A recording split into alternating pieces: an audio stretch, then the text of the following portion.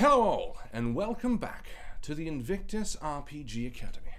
My name, of course, is Professor Harlan Guthrie, and I am here with Dr. Joe Fallak. Hello, Harlan. Hello, Doctor.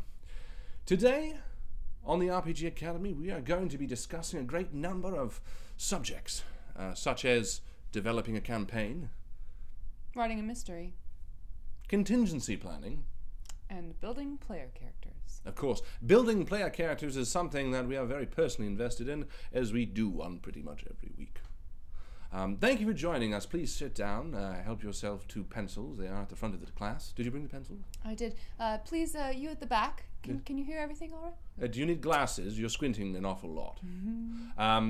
Yes, I'm not going to be able to maintain this accent for the entire duration, because ultimately Joe would have to keep up with this accent, and frankly, who could? Thank you all for joining us. Of course, my name is Harlan. I'm here with Joe, and we're so excited to be doing this. This is going to be a lot of fun. It should be. No, it's going to be a lot of fun. Okay. I've rolled my emotion die. I've decided that I'm going to be happy. Oh, shit, that was sad. Never mind. I guess it's going to be a lot of fun. No, we're going to talk about some really cool RPG stuff. First and foremost, we want a blanket statement and say, look, we're not professionals. We are just two people that like having fun with role-playing games. And I think it's important to sort of qualify that we are not qualified. Absolutely. We didn't go to school for RPGs. God, how good would that be, though? That'd be really fun. Really fun. Yeah, but thank you for joining us, and we hope that the information that we give you today about what we do when we are doing all of the things that we just said, we hope that that will be helpful in some way. Stressing that this is what we do. Again, we are the INVICTUS stream. If this is their first time watching this video, there is an RPG Academy 1 that you might want to check out. But this is just as good a place to start because the subjects are diverse. They don't connect in any way, shape, or form. As Joe mentioned, and I sort of helped, developing a campaign is going to be our first topic today, which is going to talk a little bit about our different styles in developing a campaign, as well as some suggestions to help you sort of create a more long fashion storyline in your RPGs. And I guess that's a great way to start. What is a campaign?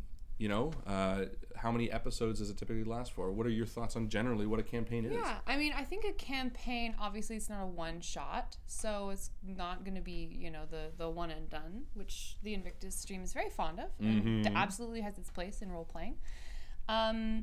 And I would also argue that a campaign is probably going to be more than just a handful of sessions. Campaign to me suggests a longer storyline, maybe more than one goal.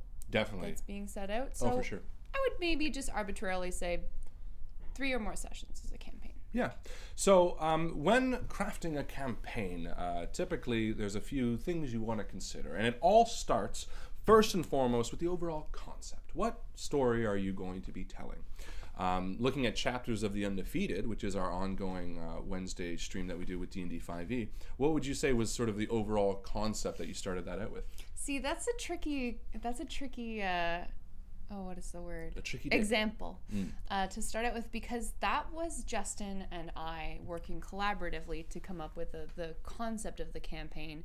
But I would say that to begin with, we really started talking about length. How long of a campaign do we want to start with? We were moving into 2018. So we thought, you know, it might be cool if we could do something that would run a whole year. Interspersed with other things, of course. And then we also decided on the system that we were going to be playing. We thought D&D. So the original concept for Chapters of the Undefeated was super simple. It was going to be a long-form campaign where members of the INVICTUS stream could come and go as they please. That we would be having a real interaction with the community as well, and that it would be probably taking place in kind of the setting we sort of figured on. And these are important things to consider when you're doing a campaign. These are the overall concepts that you sit down and you figure out. You want to figure out the length. You want to figure out, you know, the story, why you're serving this purpose. In our case, again, having something that was week over week was important, and that's why it came up in sort of the creation of the concept. That might not be the case for you. I would say for my campaign style, one of the things that's important for me, if you look at The Strange or like Call of Cthulhu or you know, what else have I run? That's not it. Is that it? Is that all I've done?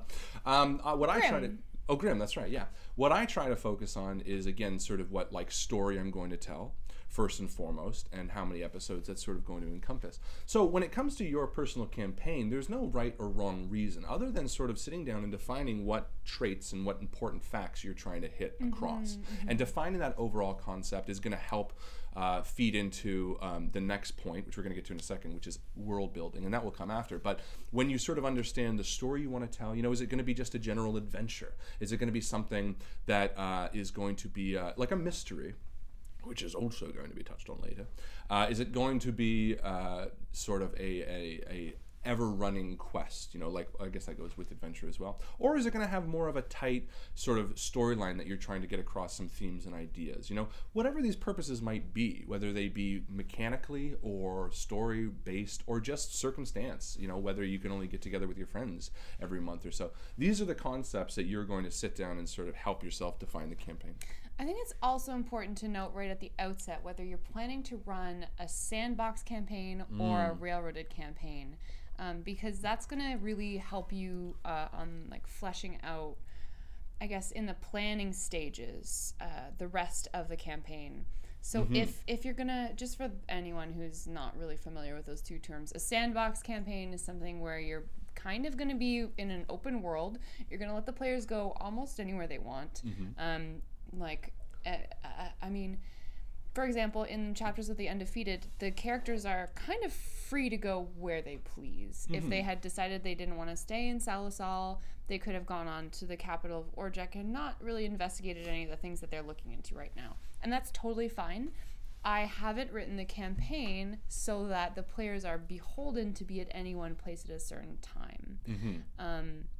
Whereas with the railroaded system, you have kind of a timeline and a sequence of events that the characters are expected to participate in. So if they decide to leave town, it sort of breaks the story. And truthfully, I mean, and this is just my own personal thoughts, I mean, I think there is good and bad railroading. I think to an extent sometimes there are moments where sort of having them follow a path can be okay, and this is entirely possible to do. I mean, it depends on your players, it depends on the story you're trying to tell. Like with mysteries, which we're going to touch on later again, there is an element of railroading that you have to do. I mean, you do sort of have to have events unfold in front of them so that they can be interested or whatever the case might be. And that's always sort of up for debate. But yeah, as Joe mentioned, really it just sort of comes down to, you know, where you are in that sort of mindset when you sit down to do that, sandbox or railroad. Now, I think it's important to let your characters know in advance of beginning the campaign what sort of a story you are going to be telling. Whether that is sandbox or railroad style campaigns, or also, and I would almost say just as importantly, what sort of a story they're going to be participating in terms of its content and its themes. And sorry, just to touch one more time on the sandbox railroading, one of the things that I've mentioned many times, if you like video games, is to think of a sandbox more like almost like a Grand Theft Auto, where the world is established. There is a storyline, but you're encouraged to do whatever you want to do sort of in around it. Whereas a railroaded game is like a story-based game. Like if you've seen any of the spooky streams, like Hellblade's Sanoa's Sacrifice, where you can interact with things as you're sort of following a pre-described path. You can pick up items and you can move items and you can change things. Now, that's sort of an extreme example because ultimately, even a railroaded RPG has freedom. I would say there's just smaller sandboxes. But to sort of go with that general idea... I like that, actually. That a railroad is just a series of very small sandboxes. You can do whatever you want in this room. Exactly. But you shouldn't leave this room until X happens. And it's something that, personally, I've really sort of come into sort of understanding that, like, especially with a game like Call of Cthulhu, you know, you walk into an apartment, and that is a sandbox. You can take anything off the walls. You can destroy anything. You can flip furniture. You can do whatever the hell you want. You can invite people into that room. But to sort of get from point A to point B sometimes, especially if you're trying to do, you know, within 3 hours, or if you're trying to sort of keep this session interesting, there is a bit of like railroading between those elements. And that's sort of the way that I think is best to think about it. Not that you're watching a cutscene. And I think a lot of people hear railroading and they think, oh, I'm just like experiencing the story. I have no way to change anything.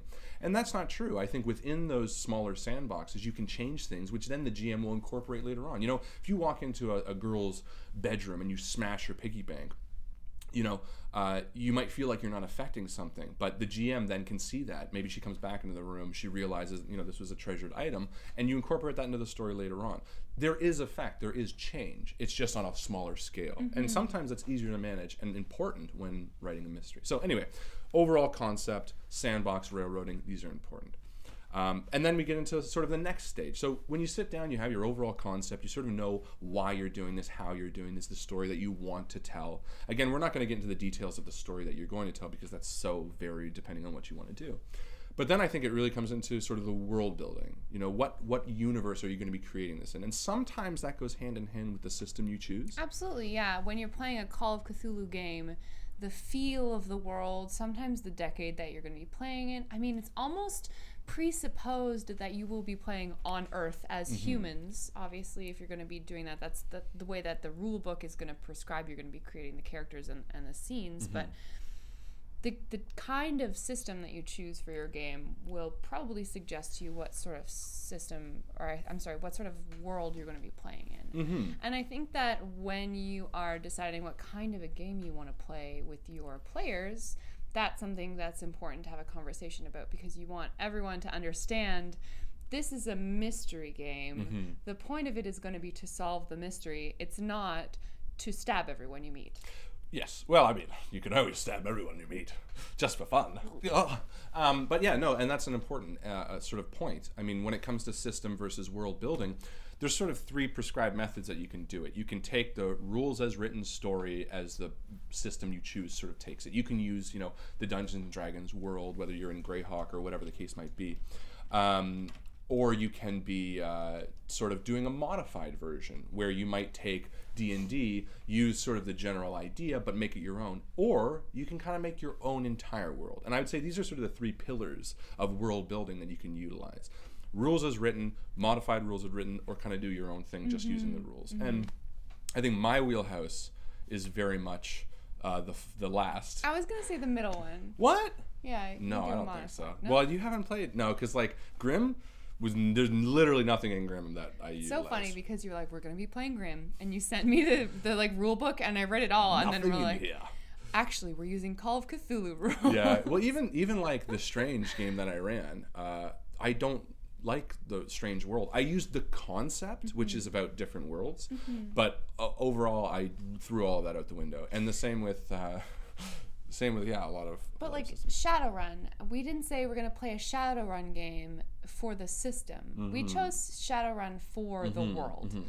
So a lot of that sort of campaign development, the precursors to that might already be written for you, where you have in the rule book suggestions about, you know, 5th edition is a great example of that, because there are literal world maps that you can just take and plug right into your campaign, and that's great. And there's lore associated with literally every character or monster in the monster manual, and there's deities and everything, so you don't necessarily have to start from scratch when you're creating a campaign. There are a lot of resources out there. Personally, when I start developing a campaign, like Feng Shui, for example, I watched a lot of kung fu movies, so finding inspiration can come from the system itself, but can also come from basically any other like form of media you like. Absolutely. Books. And look, that's such an sort of an undercurrent of all this type of stuff. And we're going to touch later when we're talking about mysteries, about cliches and things like that. But listen, before any sort of major thing, I am so affected by what I watch and what I consume in a good way. I love watching like a murder mystery before writing a mystery. Or committing a murder. Yeah, well, you know, I mean, that typically I haven't been caught yet. But doing that and sort of using that to fuel your creative drive when you're creating any sort of campaign is so important. You know, I very often will just keep a notepad open on my phone where I'm like driving to work or I'm doing something and I'm like, oh, that would make or I'm listening to something and I'm like, that's a really cool idea, and then you just run from that. So there's no limit when it comes to sort of trying to consume and sort of affect things like that, and allowing that to world build. I can't count the number of times, I mean, I've even said it to you, where I'm like, I have an idea or a vision where I see this world. In the last game that we ran, not the last game, sorry, but the little robot game What was it called? Cute. Yeah. Something? Out of Eden or something? So that was just, I was driving to work and I saw these like real sort of crispy, crunchy woods in my mind, and I was just like, hey, I should make that into something. Actually, you know what it was? You know those veggie sticks? You ever have those veggie? Oh my god, I love those. That's what I pictured as those trees. They're so yummy. They're delicious. So I'd crush a whole bag of those. yeah, they're so good. But that's basically what I was picturing with all those woods, those That's veggie straws. Awesome. Yeah, right. You Sometimes kind of get you that can visual. get inspiration from your snack food. Well, that's the thing. So when it comes to world building, you know, especially when you're creating a campaign, all this kind of stuff is so important because you're just consuming and you want to change it. You don't want to do it verbatim, obviously. Like I didn't say veggie straw trees because not everyone knows the veggie straw trees. I try to use the Lovecraftian approach. You describe without saying it. Yeah. Which is a really good tip for generally any sort of role playing, and I really love how Call of Cthulhu does that. Absolutely. So yeah, world building. You know, where does your story take place, and what can your PCs sort of add to that world? Which brings us really well. Yeah, that's really important. I think when you are building a campaign, and we'll talk a little bit about it when we finish up the show with building player characters, you would be. You would be remiss to ignore the detail that your players are going to be putting into their characters. Mm-hmm.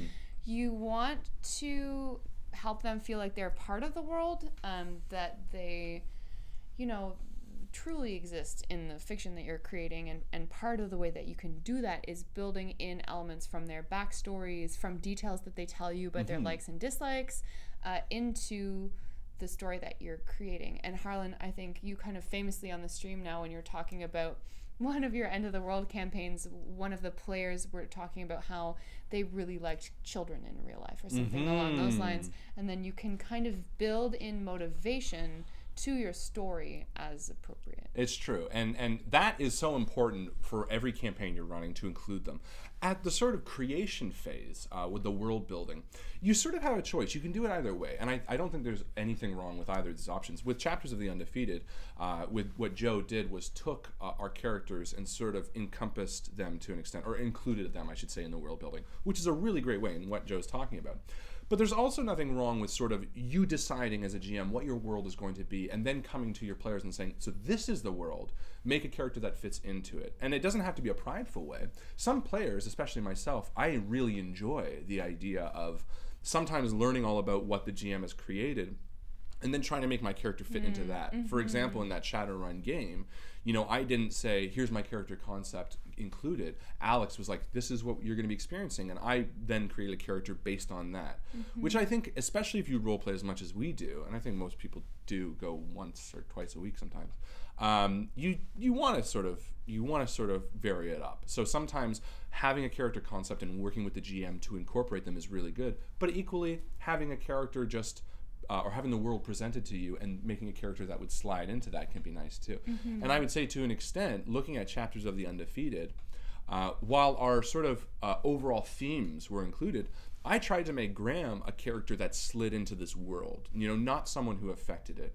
And there's a great trope where a lot of RPGs nowadays, video game RPGs, always make you the most important person. They always make you the fucking Dragonborn or the guy who's going to save the world. And there's something very nice every once in a while to just be a nobody, just be a secondary person. That was actually really important when Justin and I were coming up with Chapters of the Undefeated, was that we wanted the community to feel as important as the characters in the story that we were telling every week on stream. So that is to say that Leah, Graham, Tados, Quintus, we're all mortals. We may die, we probably will die in the course of, never Graham. But like Leah was really close this last episode. She definitely could have bit it, and that's part of the world that we wanted to create. Was you didn't feel like the world was the on fate your of the world shoulders. depended on you. Yeah, exactly. It also depends on the people in the community. Like we're sort of on the same level. Which I think is a really kind of cool way that you've done it this time too, including the community's characters. It's also kind of cool to feel like godly. Like you can play like a superhero game. Absolutely. And that's where sort of that differentiation comes, where when you're building a world with the players in mind, you can sort of make them feel like gods. And equally you can not. But also giving them the world presented and seeing where they slot in makes them feel a little bit more like a normal person. So these are sort of the two ways that you can have the players affect the world that they're going. I think it's also important when you do world building, which again is sort of this second point, again, overall concept, world building, and then, third point I should say, including PCs into this campaign.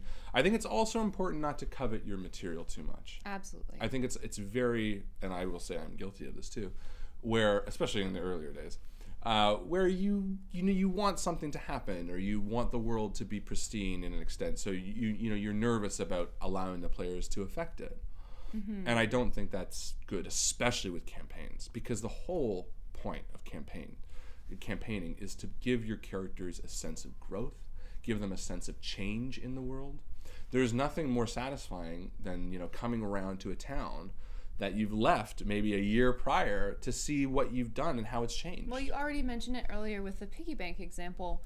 You want your players to feel like the things that they choose to do matter. That's the whole point of RPGs. So by choosing to pick up on details like that, and like you said, if you come back to Thalosol in 3 months, or if you go back to Zoanth in 3 months, things will be very different in that town. The world continues beyond what the characters are experiencing. I'd be curious to see what Zoanth looked like, because the mayor was someone that we talked to and talked about the money and changed all that kind of stuff. She took down the what is it called? The guillotine. No. Or the gallows. Yeah. But yeah, it's true. So it's great to see, and this is what really the crux of what we're talking about is. When it comes to a campaign, it's not just the change you do in an episode, it's the elongated, it's the growth, it's the things you affect in the world. With Chapters of the Undefeated, these are things that we're going to be experiencing as we're moving through this world. And when we come back to the Undefeated, there's a possibility that people we've even met along the way have joined up. These are the things that as a DM or a GM, you need to sort of always keep in mind. And that is a perfect segue to the next point, the fourth point, and probably one of the most important in my opinion when it comes to developing a campaign: keeping the players engaged, keeping the storyline fluid. When you sit down for your overall concept, it's very human to think about the first episode and the second episode and the third episode. But think about the 50th episode, or the 50th game, or the 25th game even. Where is it going to be? Are you just going to be hitting dungeon after dungeon after dungeon? Is it just going to be town after town after town? These are things that differentiates a campaign from a one-shot. One-shot, you don't need to think about that. You just have to say, okay, this is where they're going to be at the end of the episode. But you have to sort of have in mind where the future is going to take them. And I think it's really important in this capacity, going back to the fourth point, to try to encourage the players to share, to grow, because these are things that you as a GM can then incorporate into the story you've sort of selected. I think there's great examples of characters in long AP sort of casts that almost entire stories can be developed from the backgrounds that they've developed in the early episodes. You have a dwarven character who has a hammer that he needs to return to his father. And while the GM has their story to sort of complete, it gets ignored to sort of the mid-game point where maybe it becomes the focus of your story at this point. And encouraging them to share is a really important thing. True say. And I mean, generally, when it comes to sort of the mid-level of the campaign, how do you feel that coming with Chapters of the Undefeated? Do you have plans to sort of infuse action midway? Of course I do. And I think part of the way that I've been trying to draw a thread through these early episodes and into the action that I have planned for the more, I guess, middle episodes that are kind of going to be coming up is I'm starting to give people premonitions. I'm starting to begin an episode with a scene that is not happening in a place where the characters are. Absolutely. Trying to give kind of a sense of depth of the world where everything doesn't quite make sense just yet, but eventually you'll be able to look back and be like, oh shit, episode 7, we talked about this character already. Yeah, which is such an important aspect. It's so important because you have to think about the next episode. If you run a campaign only thinking about now, only thinking about then, you're going to get burnt out. Seems really shallow. Very shallow. I mean, I can say Call of Cthulhu, there's so many episodes where the opening monologue or whatever, just it was just a world that didn't even exist yet. If anything, it was reference to a campaign I want to do in the future.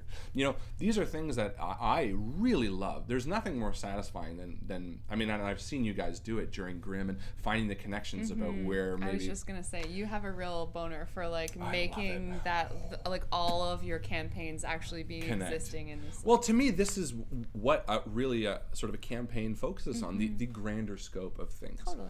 And you can vary it up in so many different ways. We've talked about doing like flashbacks for chapters of the Undefeated, where we want to like look back, and we did it with Deadlands as well, where you know Chris even sort of could feel there was a slump maybe around episode 6 or 7. So what he did to sort of vary it up was he made us play other characters and focused on Buddy.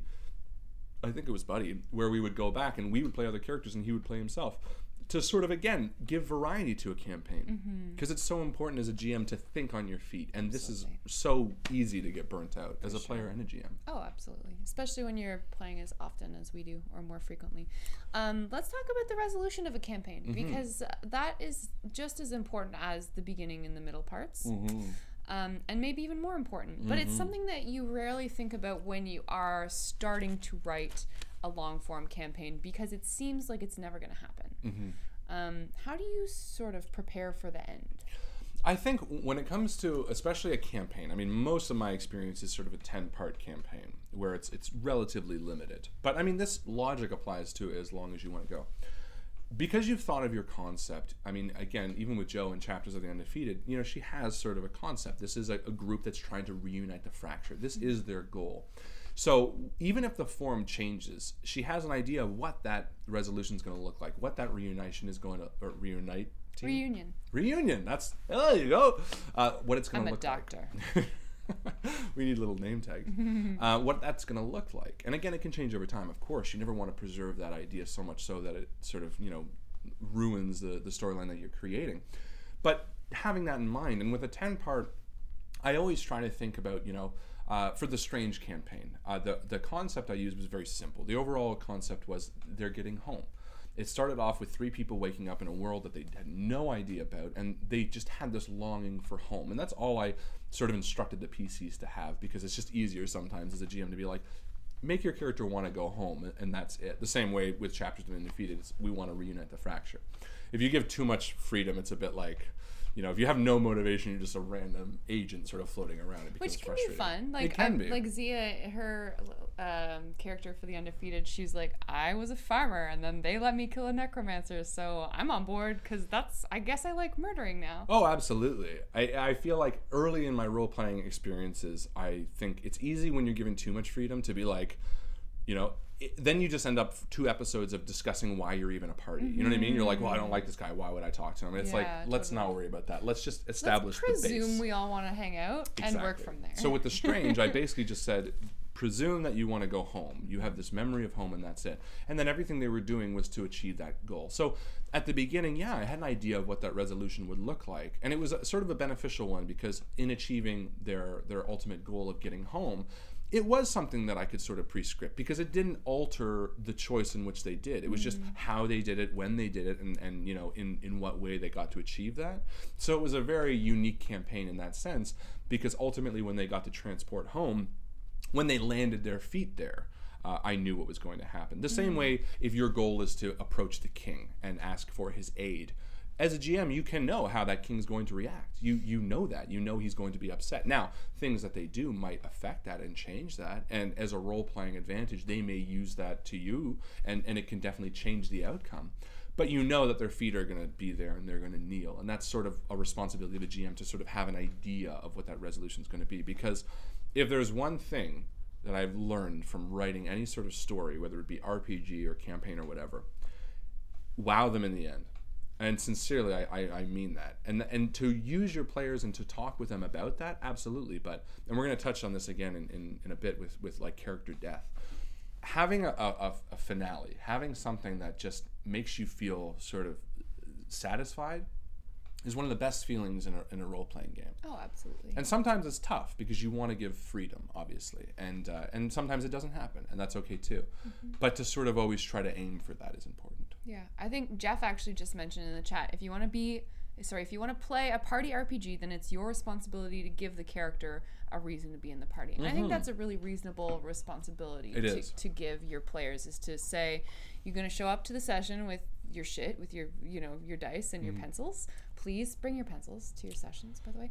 Unless you're a tag. But also, want to be in the party. Don't make me constantly fight you to convince you to stick around and do the things that we're playing as a game, because that's just one more level of difficulty. This was something, the first RPG we ever played on the stream was Dragon Age, and this was something we experienced very firsthand, because it's such a newbie mistake. Well, Chris played a character named Conflict Pen. is fun. It is, but to an extent. Yes. Because there's a famous... Because he was a character brawl. that, any character he killed, he took the gold from. He was like, this is my gold. And he purposely played a very difficult character. And I think that was fine. And now it would be something that not only would I be fine with, but I would encourage, because I have more experience role-playing.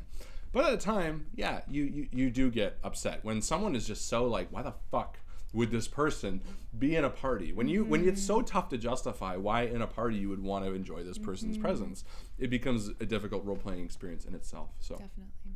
Cool. Perfect. So that is developing a campaign. Next, we're going to talk about writing a mystery. Do you know anything about that? No, I've never done anything like that. Not only in RPG have I written mysteries, but also sort of in my own personal time. I like doing a lot of writing. I write a lot of short stories. You should publish a book. I have, actually. A short story book. I have many short stories, like Who published 100. it? Well, I mean, it's available to purchase online. I'll show you. I'll show you after. I'm sorry, I'm being serious. Anyway, I have a variety of short stories, but the point is writing a mystery. So let's talk about that. A lot of people, we incorporate mysteries into many things. Sometimes you incorporate mysteries into entire campaigns, and that's typically more where my wheelhouse is, because frankly, it's easier. It can be the main motivation. There's no side distractions. When it comes to a mystery, the most important thing, first and foremost, is a story. Writing a story airtight. Now, this is not to say you're writing the stories that the PCs are going to be experiencing. This isn't the story of their struggles or their journey. This is the story of whatever mystery they're trying to understand or unfold. The reality of the campaign. Exactly. For example, in The Witch's Mark, it was a story where Teddy and Strong, I think was his name, or Stone or something, were trying to solve the case of a missing girl. And this was a mystery through and through. And the story of what they were trying to solve was well established. It was airtight. I had timelines of where it could, where certain people would be and when. And I think one of the things that we often forget when it comes to mysteries is, I think the impulse as a GM is to try to write the story of the PCs, and that's obviously very wrong. You have to allow them to create and sort of understand within the mystery that they're trying to solve. But the airtight side needs to be on the story that they are investigating. The minute you can become fallible as a GM is a very complicated experience, because ultimately, not in a rule sense, but in a story sense, if you don't know as a GM when this person left this room and you're trying to craft a mystery, then it also sheds doubt on the entire storyline that you're trying to participate in. It's like if you are you're a witness on the bench at some kind of trial and you can't get your story straight, they're not going to believe you. And the whole point of being a GM is that you're creating a believable world. Yeah, exactly. So, if your mystery is about a murder, try to understand from the eyes of the victim and the murderer and anyone who could be involved exactly what happened. Exactly. Before you start slotting the characters into the story. And that really is the crux. And I think it does come down to just a deal of writing. And what I find is I write sort of what happened. So, for instance, in the case of The Witch's Mark, which you haven't seen, you should check it out. Basically, it was about a young girl who was kidnapped and ransomed, and she escaped her attackers and wanted to find her birth mother. This was her story. And in that case, I had sort of timelines and dates, where she was and when, up until the point, and a little bit vaguely beyond the PCs getting involved. And this is so that when they arrived in her apartment or arrived in her room, they could scrutinize and poke and look at different things and understand her motivations and try to sort of line those up with what's actually happened. And this is so important. Without sort of having that timeline in place for you as a GM, you're constantly making up things. And the worst thing you can do in a mystery is to arbitrarily pick a time. You say, well, 6 a.m. Well, the minute they try to scrutinize that and say, well, wait a minute, at 6 a.m., she wasn't even reported missing, then you're just bumbling back and trying to figure out where it is. It's confusing. Very confusing. So, have it written down, have your storyline in its entirety completed. And then you worry about infusing the players. Yeah. And that's, again, sort of the first and foremost thing, the story. Within that story, focus on it being intriguing. Don't pick the most obvious story. Or if you do, add spice to it. I'm a big fan of, missing children or, dead girls, as Grimm has sort of happened. And one of the beautiful things about Grimm that I really liked was the fact that it was sort of a mystery within a larger story. It was the story of a girl who had passed away by someone who was emulating a larger murderer. So this was also sort of can be encompassed by a red herring, which I'll touch on in a second too. But having this sort of twist on a classic story of not just a straightforward murder gives the PCs something to sort of further question. Yeah, I haven't watched a lot of like CSI type shows, but because there are so many seasons, they've had to find ways of making all of these murder investigations or whatever kind of beyond the pale. So someone's going to get murdered with like a high-heeled shoe or something.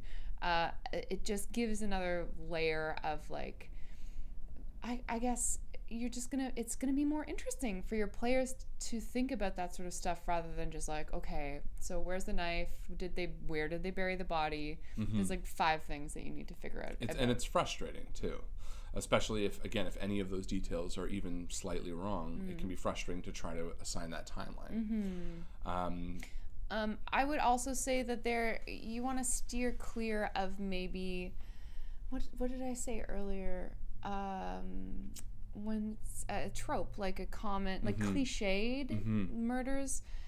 Cliched murders. Cliched mysteries. I think you're going to get bored, and I think the players will have an easier time with sort of working out what exactly is going on. Yeah, or they're going to feel too confident in the approach of what it is, and if you are following a cliche, then they're probably going to solve it pretty damn quick, which is also sort of a balance of trying to get them to solve it. Not too quick. So you want to make sure that your storyline is intriguing, that it's interesting, that it's offering something relatively new, and that, frankly, it gives them a narrative spotlight to focus on. Oftentimes, especially if you're trying to incorporate a mystery into a campaign, you want to differentiate it so that it becomes a big enough hook that they realize this is something major.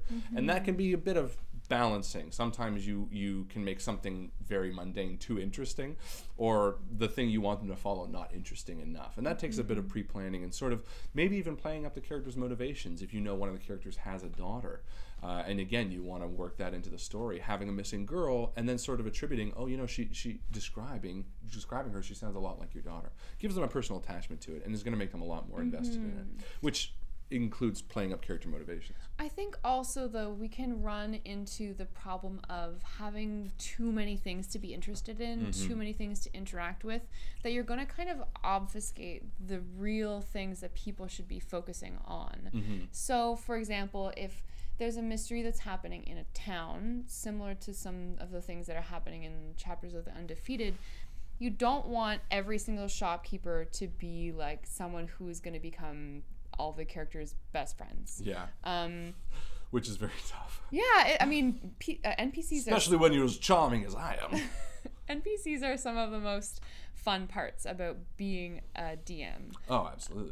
But you want the characters to be able to focus on the real kind of thoroughfare through the story that you've made. So having like there be a festival going on in the town, and like 3 people also have like side quests, and all of that happening simultaneously.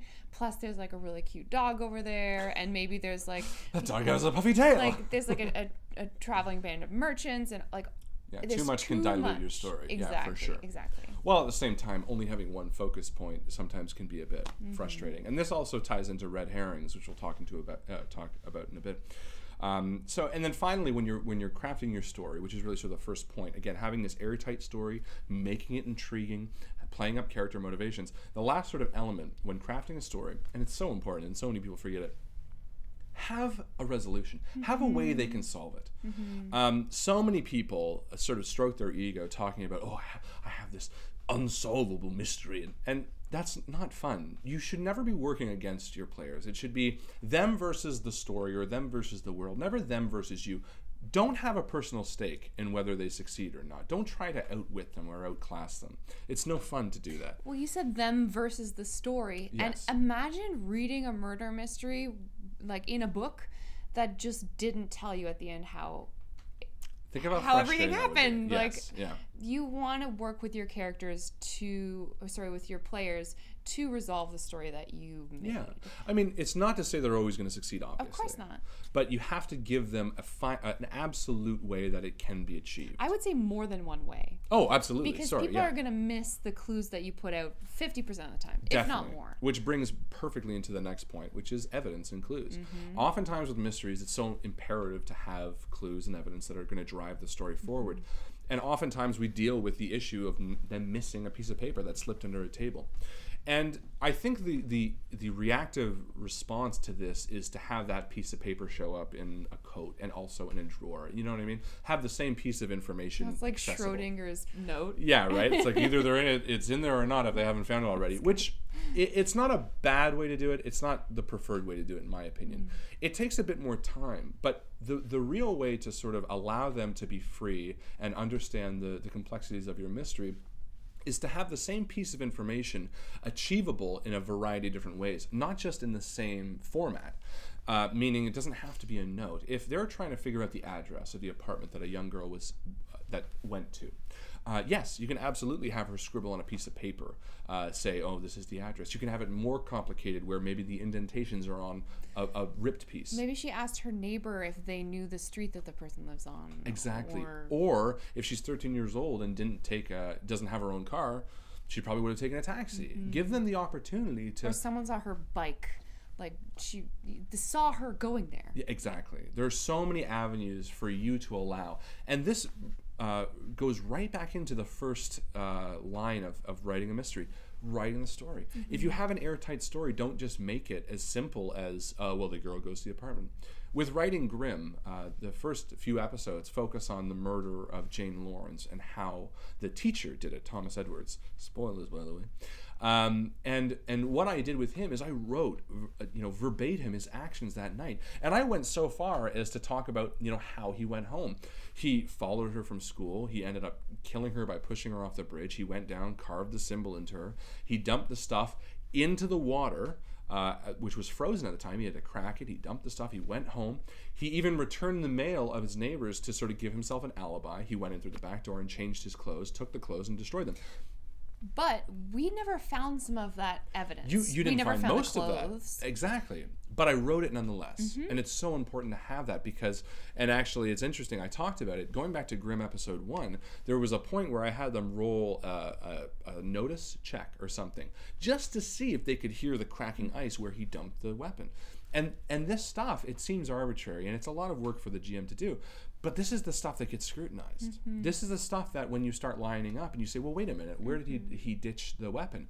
You want to have an answer for as a GM, because if you're writing a mystery, the players deserve to know that there was a clear-cut way that they could have solved it. And this sounds complicated, but it doesn't have to be if you do that initial legwork that Harlan was talking about, where you're actually trying to understand the story that you yourself are writing for the characters. Absolutely. And if you write it true to life, a lot of those motivations, I mean, you obviously have to step in the mind of some pretty sick and twisted people.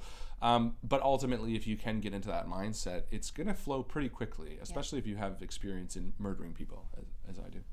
And then finally, when it comes to mysteries, just to briefly touch on red herrings. A lot of people throw red herrings in. They're tasty. They're delicious. But they're not meant to be punishing. And the best red herrings are ones that the characters find naturally. If you've written your story and you've done your work, and they come into the supposed killer's house and there's a knife on the table or something like that, you didn't place it there to necessarily be difficult. But if they sort of find these pieces on their own, some things that are really important to sort of consider if you're trying to throw them off the trail is whether this piece of evidence is going to ultimately change the way they're approaching an entire case. And this is so important. I can't count the number of times where they'll get a piece of evidence and it was not necessary. And that's all they care about. And that's all they care about. Yeah, they're just like, that's the whole game now. Oh, this newspaper article says 30 years ago this person went missing, you know, which also can be a GM decision to sort of downplay that and sort of be like, well, you know, it doesn't seem to feel like it's connected to a case.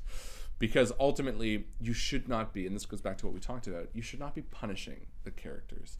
Let them play your story. Let them interact with it and change it, ultimately. If you find your characters are honing in on some part of your story that is kind of arbitrarily written, would you tell them outright to knock it off, or would you go, I mean, it's not like the solution is like a binary, like would you do A or B, but no, for sure. would you tell them outright? Would you work it in so that maybe that will lead to another kind of a clue, maybe? How would you solve that? Would you just I don't know, distract them? I think it depends on how arbitrary of a piece of information it is. If they're focusing on something very minute and something that I really did a toss away, then I might not connect it. That Mr. Edwards went to a coffee shop in between school and murder. And they hone in on that coffee shop and they spend forever there and there's nothing. Yeah, I think as a GM, I mean, with us it's a bit different because obviously we have, we're putting on a show, so we want to worry about time constraints. If I was sitting around a table with people, I think probably my biggest sort of catalyst with this sort of line of questioning would be, do they think of a better approach? I love that. And I think this is a really cool and important way. You can. I mean, it's hard in a mystery. It is, but there are always going to be elements. If you've written your story and you've done your work, there's always going to be elements that you know going into it that you could alter if you wanted to. You know, again, where he maybe, if he went somewhere before home, you know in your timeline you have an hour. Is he in on it with the coffee shop owner? And then you can be like, is he? Maybe he is. And I can't count the number of times where, and this will happen, and as a good GM, I think you have to be so aware of this. They might offer a better solution than the one you have put out. Now, with a mystery, it becomes a bit different because ultimately, you know, you still probably want to have, you know, the killer is always going to be the killer. But there are elements that they're going to add that make you really kind of question, oh, you know, that would be so much more satisfying. I think especially because it's going to be 5 brains against your brain. They're just going to be more creative as a group than you are by yourself. Oh, absolutely. And I think this comes down to, again, a bit of pride, obviously allowing them to offer that, but also to the point of sort of not making it cheap. You never want to make it feel cheap. You know, you don't want to undercut a story that you've written just because it is a better idea, while at the same time, if it works out for multiple reasons, this is something that you can incorporate, especially if you have a multi-part game. You know, if they offer a solution early on that you think would work really well, and you realize with a few minor changes the next few games can be drastically different because of that, absolutely incorporate it. Well, for example, when you were doing Grimm, that Tam put something into the willow tree, totally changed the course of the game. Absolutely. I can't count the number of things in Grimm that because of the player interaction, I ended up going back to the table and being like, okay, you know what, this actually works a little bit better than that because of their infusion. Now, sometimes it's tough to sort of explain to players that their changes make such a difference. And I think, especially with a game with a mystery like Grimm, oftentimes the players might feel like they're being railroaded because they're not aware of the behind-the-scenes work that you're incorporating because of the changes that they've offered. Oh, it's like working the opposite direction almost. It's tough. Well, because you don't want to be like, hey, by the way, because of what you did last game, the entire mystery has now changed. Because it's nice to know that. A magician never tells their truth. But the problem is then they can also be like, you know, I had no freedom in your game. And you're like, well, but you really, really did. And I know for a few Call of Cthulhu, Chris was very like, oh, I didn't feel like I had much of a stake.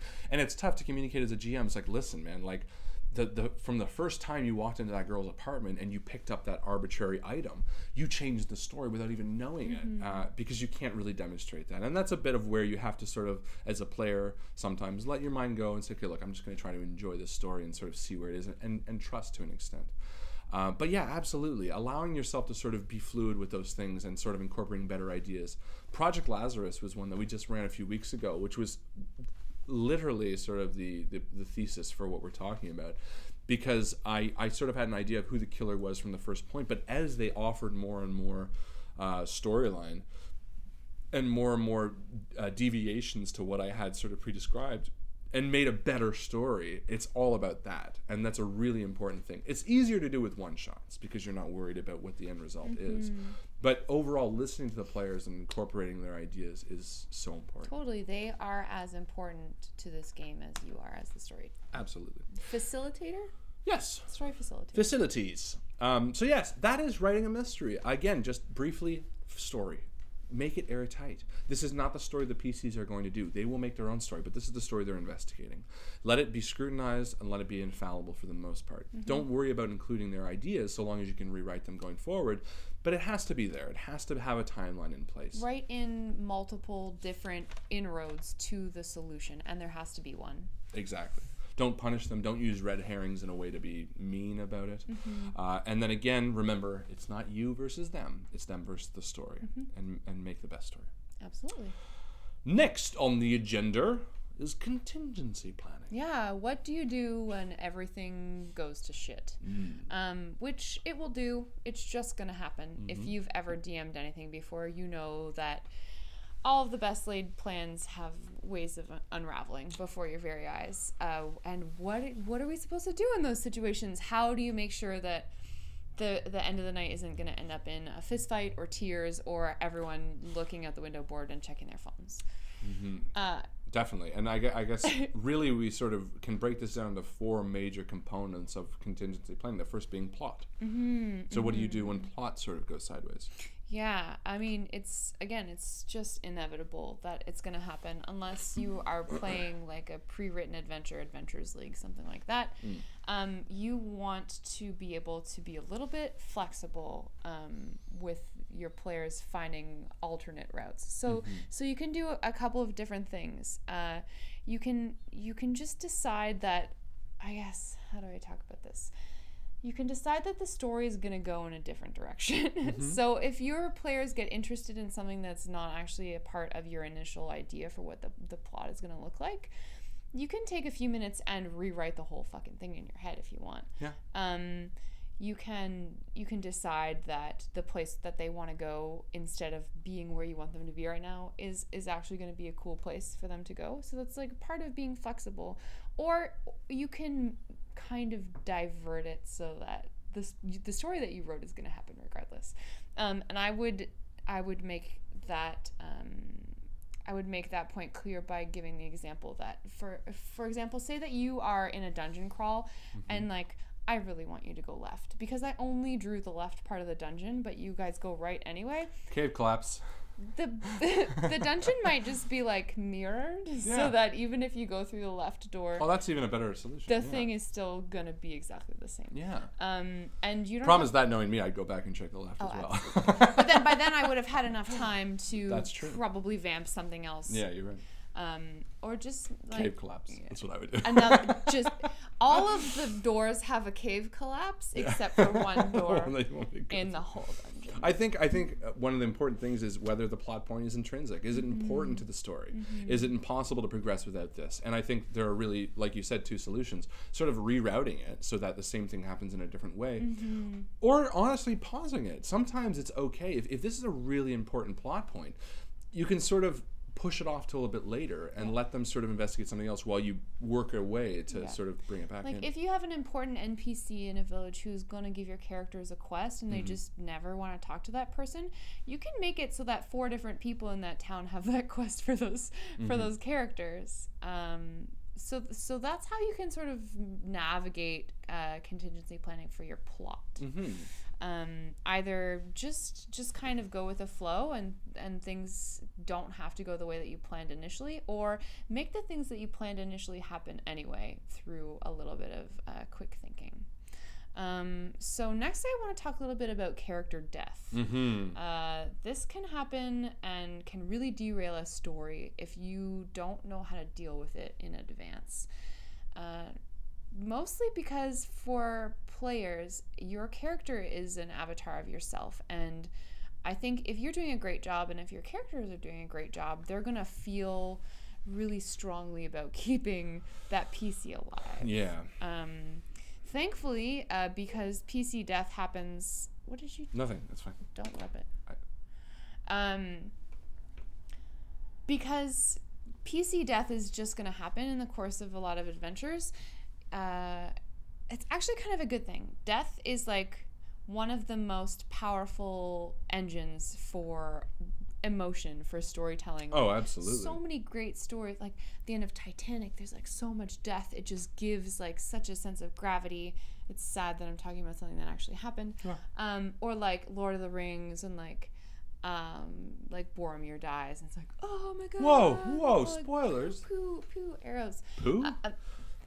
I think, but you're right, and I think Call of Cthulhu... Death is good. Well, Call of Cthulhu sort of frames that in a really nice way, because the whole point of Call of Cthulhu is not whether you live or not, it's just how you die.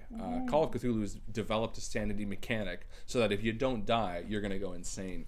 And really, they just focus on the idea of giving yourself sort of the best end. And it is important to encompass when you're doing, especially a campaign, but even a one-shot. So how would you sort of deal with that aspect of making them feel important? Well, every culture has its own ceremonies surrounding death. And I think that if you are thinking about your character in like as fleshed out a way as possible, whether they're a religious character, whether they're like a super hippy dippy character or like science all the way or whatever, they're still going to have their own ideas about what happens after you die, if anything happens, or they're going to have... Like, everyone who has attained adventuring age has had someone die before in their life. So everyone's going to have, like, every character and every player, they're going to have these preconceived notions about how they're going to deal with death. Yeah. And I think treating death as if you are actually just in a game is really... You're cheapening the experience. You can add a lot of depth by taking some time after the end of the battle that turned out to be deadly for one of your characters to deal with that death as a party, for all of the characters to be able to grieve or to perform a ceremony or to take the body back to the family, whatever. Absolutely. I mean, not to mention all of these characters. I mean, if you ever made a PC, you know how much you invest in creating the character. I mean, oftentimes you think about the background and the story and their name. You know, all the stuff you put into making a character. It deserves having sort of a ceremony for it. And the players who are playing that character who has just died, they're sorry everyone. They're gonna feel so much better about the death if they have an opportunity to see what happens after I die, which is something that I feel like a lot of like mortal humans, like Harlan and I, have thought about, like. What is my legacy? What are people going to say about me after I die? So that's kind of a cool role-playing opportunity. Absolutely. The second part of character death that you really want to think about as a DM, and something that you can talk to your PCs about before you even begin the campaign, is what are we literally going to do in a game sense with you as a player when your character dies. Are we going to bring you back in right away as a new PC? Do you just exist in the next room of the dungeon and you're like a prisoner or something? Do we have pre-gen characters? Yeah. Do you come to session with a pre-rolled character that you can slot in? And I think there are a few options with this. I've seen a few things work really well. I've seen one, and probably my favorite option, is inhabiting an NPC that has previously existed in the game or campaign and sort of allowing them to come back in a way. That's a good one. Oftentimes, the GM or even yourself might be encouraged to sort of create an NPC on the fly. And what I try to do is encourage the players to create NPCs that they really like, purposely to plant them as possibilities for future games if they want to come back. For instance, the blacksmith at Zalasar, when we were playing, or not Zalasar, sorry, Zoanth, when we were playing Chapters of the Undefeated, was sort of a dragonish character, and I remember Jo in sort of creating this character in a very colorful way. And she's done it in other campaigns and other games to sort of encourage us to describe these characters. What I try to do is allow a singular player to do each sort of NPC at various times, to have someone who brings up a sword and comes with them.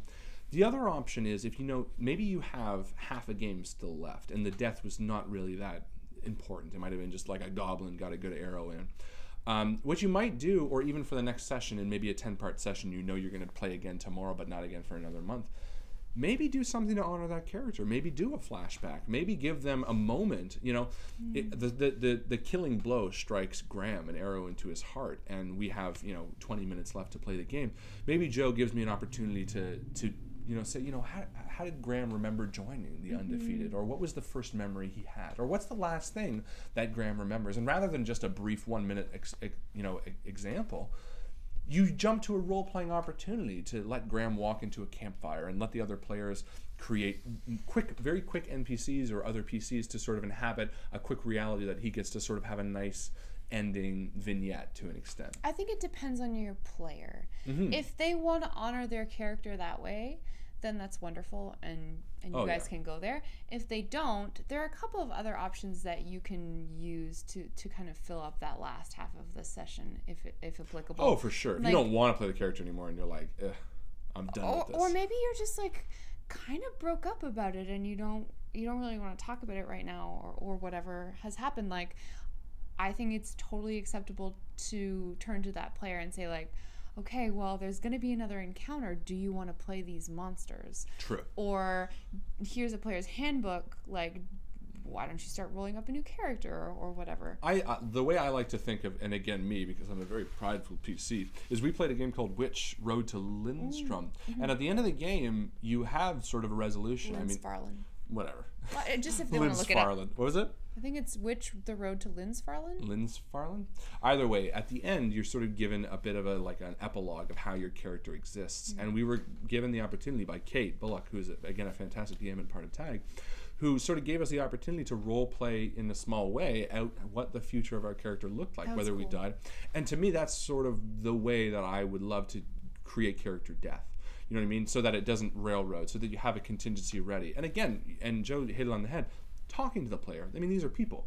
How do you want to do it? Sometimes they might be like, you know what? That was a perfect death. Let's just leave it like that. Maybe you want to take like a 5-minute break. Everyone can like have another beer, or go to the washroom, or go outside. And like have a walk or something, and like sit down with a player and say, are you okay? Yeah. It depends on how emotional they are. How did that go? It could be very emotional. When I murdered Jeff's character in Adventures League, cried. He didn't cry. No, I bought him a beer afterwards, but... What? I did. You've never bought me a beer in my life. Bad about it. I've also never killed your character. Wow. I have bought you lots of beers. Just wait until you kill my character. I bought me a big-ass beer. Many beers. This big. Just that, it was Adventures League. We were nearing the end of the night. He like just picked up another like level 1 character, and he was just in the next room. And we didn't have to make like a big fanfare about it. No, there's many ways you can do it. Also, part of the funny thing about the way Jeff died was that he became a zombie. Oh. So I've done that before too, actually. Well, it was just the monster that he was fighting. If you got killed by this monster, you were infected by the spores, and then it says like 24 hours later, your PC becomes a zombie in this meadow. That's pretty neat. Yeah. Well, like End of the World, I've done that a few times with people. If they get bit, they turn. That's so fun. Yeah, it is. So contingency planning for plot and character death. Not having fun is a really big issue as well. And frankly, when it comes to not having fun, there's a lot of stuff that we can sort of go into, and we plan on talking about it at some point again, sort of really diving into the details, because there's a lot of variety that comes. There's a lot of sort of intricacies that come with not having fun. It could be, socially with the issues that you might be having in the party. It could be someone just bored. It could be a lot of different... Players at the table could be having conflicts with each other or with you. Yeah. Maybe the content that you're providing is like making people uncomfortable. Yeah. There are just a bevy of issues that we could be talking about that are kind of more on the like social issues side of the table, and we're not going to be addressing those right now in this. No, but when we're talking about, I would say, not having fun, there is sort of a common theme that of a specific type where you might have a player who's purposely derailing the story because they're not having fun. Now, in that regard, yes, I mean, there's a lot that you can sort of do to do that, to sort of combat that. And what I would do first and foremost is talk to them. Why aren't you having fun? Why are you derailing the campaign? And oftentimes characters, either they're not happy with sort of the way things are going in that campaign at that time. Maybe they're bored and they're just trying to add excitement to the campaign. And it's tough as a GM to sort of put your ego to the side and sort of take criticism for what it might be. I mean, I've been in games where, Delta Green years ago, I remember we were playing a game and I was just fucking bored beyond belief. We were like, just everything took ever. Now, And why do you think that was? it was just so quantified. Well, he wasn't a great DM, to be honest. That's okay. I remember him purposely, like I remember we were trying to assault a house, and I was like, okay, I run to the front door. He's like, okay, perfect. What do you do? And he let the other guy, by the time he went back to my turn, this was one house, the same scene. The other guy had come into the back door, cleared the entire house, and like opened the door by the time I got to act. I was like, so, well, there's nothing really else for me to do here. So boring. Well, that's the thing. It's just, it wasn't very good, like, GMing. I think it's a problem with mismanaging your expectations as a player versus another player, or a player versus a DM. Definitely, that one person wants to play one kind of a game, whether that's like investigation heavy or action heavy or whatever, and the other person, whether that's the DM or the player, you just have different ideas about how the fun is going to occur. And if you're playing with people that sort of, it's the first time you're playing with them, one of the best things you can do, and we do it all the time with Tag, is tell them what to expect. Like, look, this game is going to be, every time I run a Call of Cthulhu, I'm like, this is going to be a dark, relatively slow, investigative horror game. You know, we're going to be building tension. We're going to be trying to achieve a sense of dread. There won't be a lot of combat. There won't be. In fact, I tell them specifically, if you pull out your gun, most of the time you are going to die in Call of Cthulhu. You don't want to do that. Well, and if someone is one of those players who's like, if I die, my whole evening's over, that's like not fun for me, then you kind of want to tell them that, like, maybe be more cautious. Yeah, exactly. Yeah. And frankly, especially if you're getting to play in an opportunity where there are maybe other tables and things like that,